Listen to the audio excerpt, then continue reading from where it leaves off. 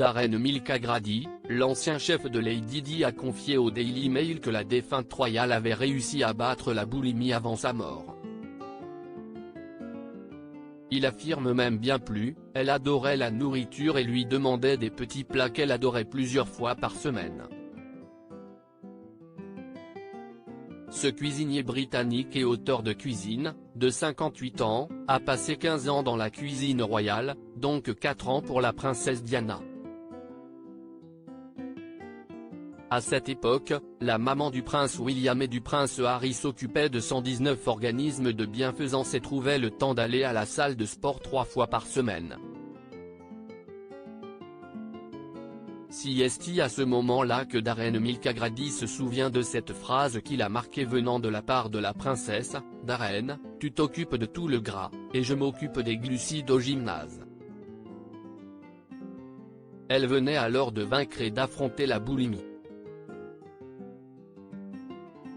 C'est sur ces mots que le cuisinier royal a changé son style de cuisine. Il voulait transformer ses plats en alimentation saine, sans utiliser de sauce lourde ni trop de matière grasse. La princesse Diana lui avait précisé qu'elle aimait les plats de légumes et de poissons mais qu'elle évitait les plats à base de bœuf.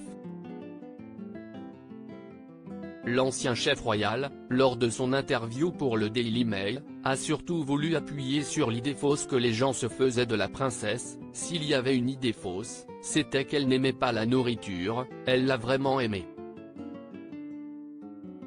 Lady Diana, l'amie du personnel pour Darren Milka Grady, la princesse Diana était vraiment une personne naturelle et spontanée qui a toujours été en avance sur son temps.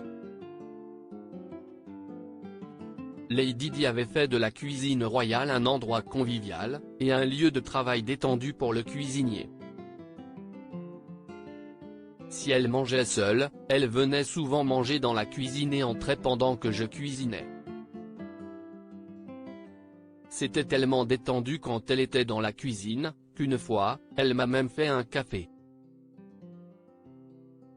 Darren Milka Grady a raccroché son tablier royal en 1997, juste après la mort de la princesse Diana. Aujourd'hui, le chef continue de dire que son séjour au palais de Kensington et au château de Windsor occupe une place importante dans sa mémoire et on veut bien le croire.